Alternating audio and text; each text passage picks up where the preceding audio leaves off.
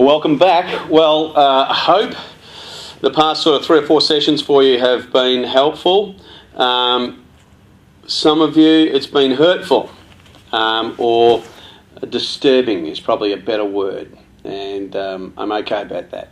Sometimes we need a little disturbance. We are dealing with root cause stuff, and we are dealing with family of origin, and I remember I've got this plenty of times I've had plants and I've wondered why they've died, and somebody said to me, well, did you change the pot size? And I said, well, what do you mean? Or did you feed it? Did you increase its capacity to grow? I said, I don't know, I just bought this plant, watered it, and it died. Sometimes we get, for those of you who are aware of what this is called, it's called being pot bound, and that's where a tree or a bush is trying to grow to reach its full potential, but the certain things that are around it cause the root system to become curved and actually matted and become in on itself, and soon enough it actually draws all the nutrients out of the soil and there's nothing left. It's just dirt. There's just nothing left in there, and that's where we have to pot up. We have to take something up to that next level in order for it to reach its full potential. And then if it's a big enough tree, you might have to go on and on and on, and then eventually you may put it in the ground or a massive pot when it reaches its full potential. So for some of us, we're a little pot bound, we're a little bit kind of caught up in where we are, and we're just going to try and knock the pot off tonight a bit and show you what being pot bound might look like. And behind me, as you can see, there's a heap of fruit now sort of hanging on our tree, and this night for us, I'd say this is disturbing, is a night where young people began to look at some of these words. I'm going to get the camera guy to zoom in on these words for you, and we just don't worry about looking at me, just look at the words that you can see on your screen right now. These are only several of issues that come out of, these are negative impact issues that come out of a lacking family of origin, something that's got some gaps in it. You might find yourself, oh man, that's me. What does that mean?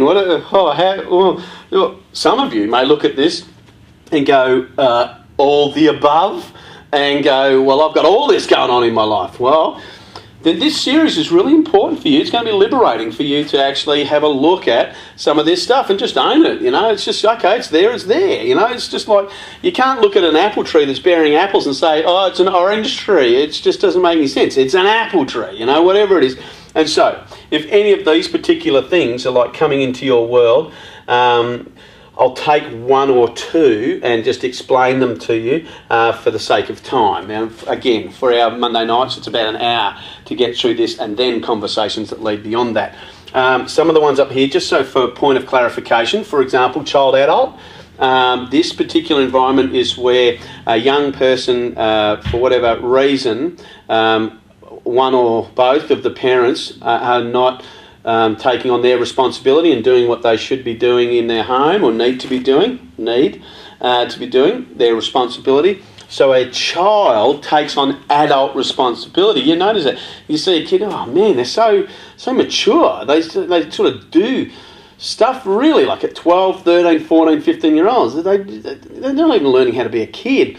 And often we can see that in kids in other families, and we look at that and say, they're like the parent. That's that idea. Now, the same is true.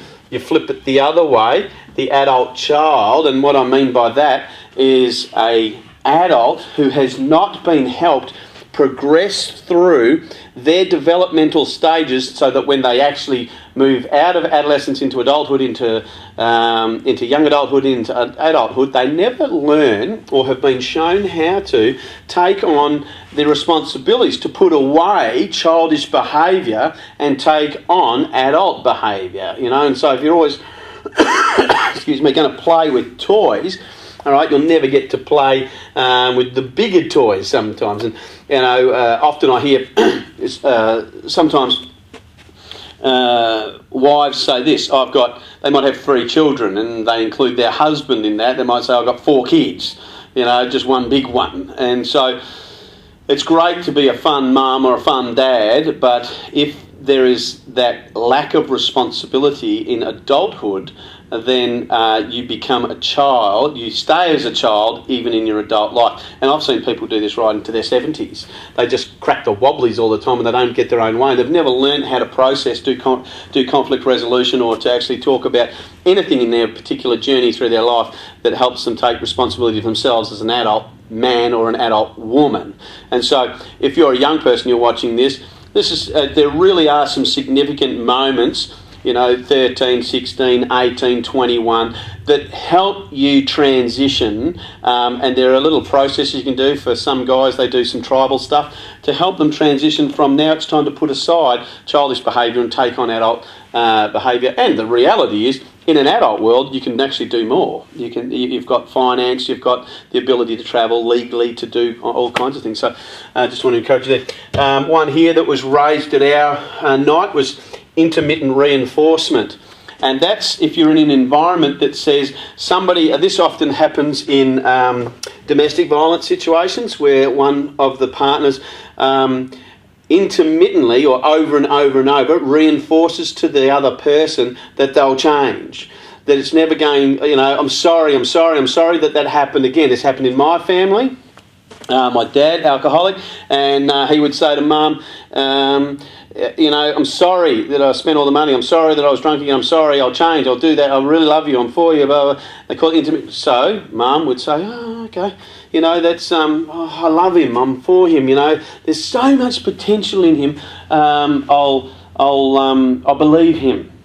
Now the challenge with that is, depending on family of origin stuff, behaviour that hasn't been changed, that will just become intermittent reinforcement. You'll just keep living in the hope that something is going to get better. Now the problem with just living in that kind of hope, unfulfilled hope makes your heart sick. It makes you actually unwell in here. If you're always thinking that, yep, things are going to change, you actually become unwell in yourself. Ulcers, you get, which is a physical effect, but you feel that sort of sinking uncertainty, insecurity, those kind of feelings all the time. You think, whatever. So intermittent reinforcement is that idea. If you're living in that situation, and maybe your kids have come to you and said to you, Mum, Dad, this got changed. You keep going over the same old thing. It is time to take some responsibility for what is going on in your relationship or in your family environment. It's time. Now, if you don't know how to do something because you were never taught back here in family of origin, that's okay. That's okay. That's why we have counsellors, and that's why we have people that help us understand that, all right? And so one of the things that we wanted to talk to you about tonight was, it's a bit like a picnic. So we've invited you to the picnic table today because we're going to be dealing with the fruit under the tree. So we come here, we're going to sit under the tree, and we're going to take a look at this.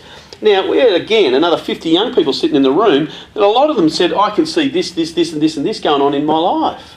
That's okay. And then I said, it's all so negative. It's because for some reason we are so attuned to allowing the negative stuff to actually impact us and drive us and motivate us that we forget about the amazing things. And that's the next session. We're going to talk about the good fruit. So sometimes the negative fruit is the stuff that always seems to keep us stuck.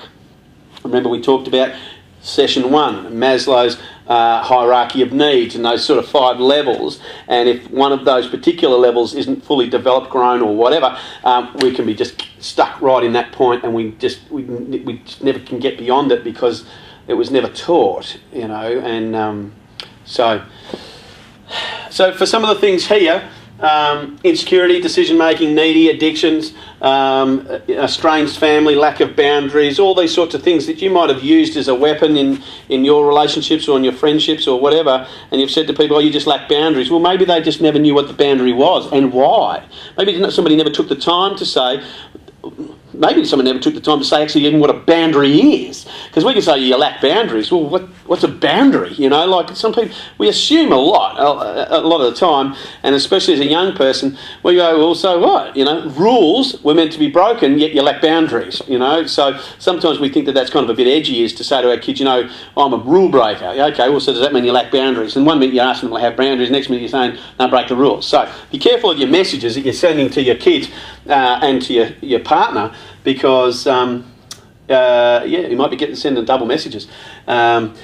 Intimacy issues, lack of empathy, perfectionism, antisocial behaviour. I'm always in the cave. I'm always in the dark space. Always in the shadow of.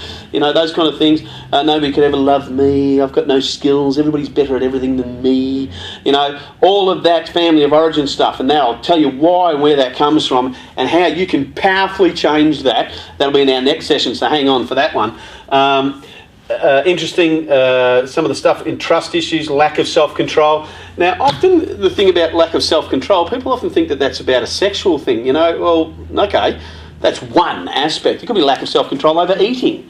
You might just not be able to stop eating, and you think, and then you end up beating yourself up because you can't get control over it. Well, maybe it's a gap. Maybe there was something missing and you need somebody else to come into your world to help discipline, re-educate you in the gap, the bit that was missing. So it's a bit like the dotted line on the centre of the road, There are gaps. It's not one continuous line, and we wish it is at sometimes, but it's not. And it's dotted, and there's bits, there's gaps, there's stuff missing in our world. That's why we really need to fellowship and commune with people, to talk with people, to be very vulnerable with people. But if you've got trust issues, that's going to be a tough one too. So hang on. The whole issue of attachment. Now, I'm going to spend a few minutes on attachment, because this particular one, a big word, and right in the centre of our tree, because it is a big one. But I want to just explain something to you. People often talk about dependency, addictions, depression, all that sort of stuff, and they wonder, how come somebody just can't give it up? How come they can't stop it? If you just do a bit of research, you can check this out on Google yourself, by the way, do some brain research, and you'll understand the incredible things that people are understanding about the human brain and the pathways, the neuron pathways of the brain, and what it's actually responsible for, and how it actually affects us in our decision-making processes and our environment and all that sort of stuff. And the interesting part is studies have showed that food, abused drugs, sexual interests, right? So food, abused drugs, and sexual interests all flow through the same common pathways in our brain. Isn't that quite funny? So you might not be fulfilled sexually, so you might eat a lot, right? You might have an addictive behaviour, and you think, and you can look at someone and go, oh man, they're like a sex addict, Well, maybe, but you might have something where you can't control your eating, or have some other addictive behaviour. It's quite fascinating that same strong root in the brain is the same pathway, that goes down there. So it's probably a moment to take a bit of a look at whether you have a lot of grace for people or not, and you realise that if someone's struggling with something, that's their struggle, and you might be struggling with something over here, but you do this thing where you compare. You have this value system that says, well, theirs is like so much worse than mine. Mine's like this, and that's like that, and blah, blah, blah. Now, the truth is that some of our decisions do have ramifications in a whole lot of people's lives, and so, yes, you could get into that. But the reality is, in our brain, that same pathway, that's how it is. It's sort of, they occupy the same, the common pathway. So just have a bit of a look at that, and yeah, we'll talk about that a little bit more. Attachment. Now, people say they haven't got issues of attachment, and I beg to differ, right? And the reason for that is, now you might not say, oh, what does attachment look? I'm not attached to anybody. I'm strong, I'm independent, I can do my own thing. Well, you've still got issues of attachment, sorry, but you have. And let me explain what that even means. On the board here, if you can't get these needs met, you will look for them somewhere to be met. And when they do begin to get met, 1, 2, 3, 4, 5 of these, you will form an attachment with that person.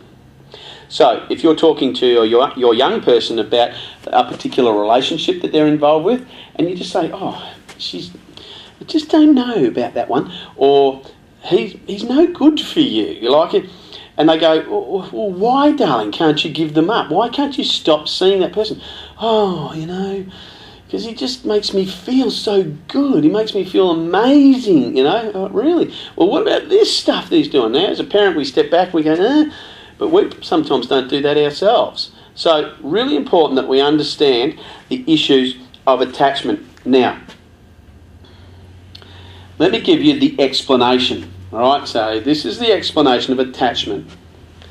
Attachment is the deep and enduring connection established between a child and a caregiver in the first several years of life. That's when it's formed, okay?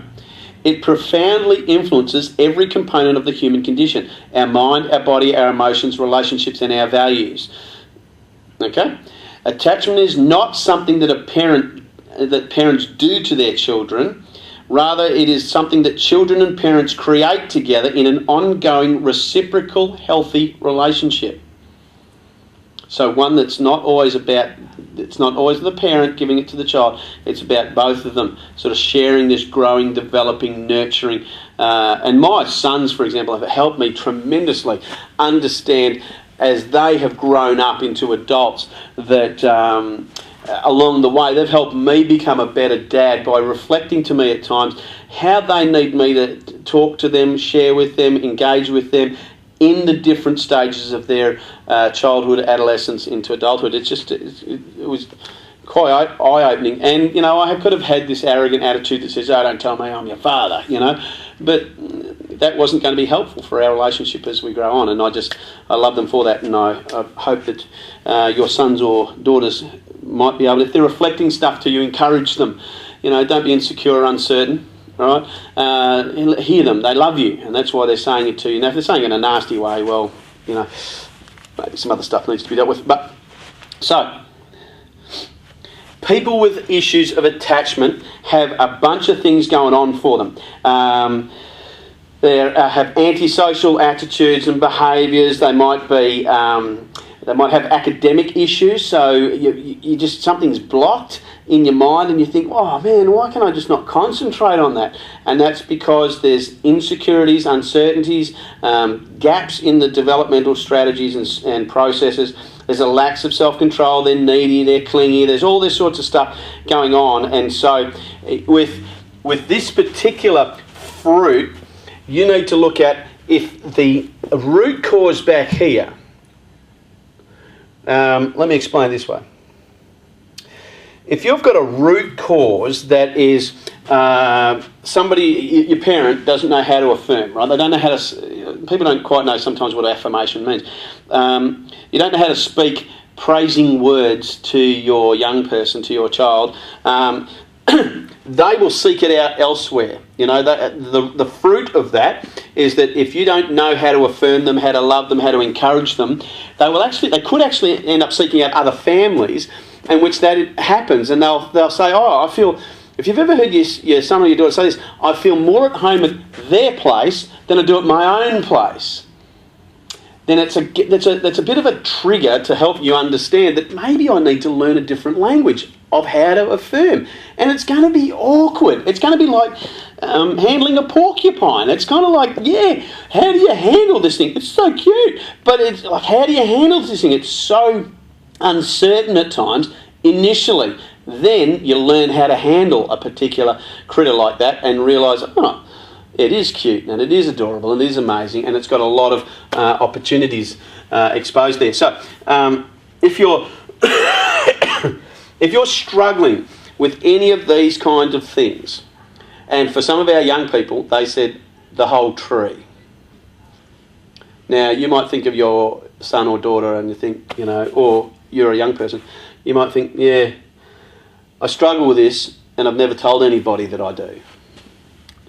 But next session we're going to talk about what you could do about that. So, as we sit under our tree and we look at all this lovely fruit, you know, it's kind of like some of it's got worms in it. I don't know about you, but when I go to the fruit shop, I'm always investigating the fruit that I'm going to buy. It's got holes, it's got dings in it, it's got bruises on it. I go, ooh, you know, I want the good stuff. I want the best apples. I want the best oranges. I want that. You know, sometimes I've got to pay for that. Now, it's the same challenge for you guys. In our relationships, it's the same challenge. It might cost us a little bit initially, but I tell you, the fruit, if we can invest in this right now, I'm encouraging you, if you're a parent watching this and you're out of relationship with your son or your daughter, practice a new way of doing something, because it's not working, is it? You can get all arrogant and prideful and blame this person and that person, and it's the drugs and it's the kids they hang out with and it's this and that. If you're a parent, I'm a parent. I get it. It's hard work. And nobody wrote the book on Ginny, all right? They've written plenty of parenting books and it just doesn't work on my kid. Here's the thing for you. Take the time. It's going to be a bit painful, but take the time to have a look at how could I do something differently, and just test it. Don't go, if you haven't hugged your kids in 10 years, then don't run up and hug them, but start to talk to them and appreciate them. Say, oh, I remember this thing you did the other day, or, I was thinking the other day about 5 years ago when you came over and helped me chop wood. I just really enjoyed that time together. So start to think as an adult about things that you can really affirm your kids, and I can guarantee you, the minute you start to do that, you will begin to create uncertainty in your kids, because they'll go, what's happening? What's affecting mum and dad? Dad never talks like this. Learn to love them. Learn to love them. And love them isn't always about just putting a roof over their head, clothes on their back, money in their pocket, paying for their fuel, whatever. That's cool. That's a resource, right? Learn to love them.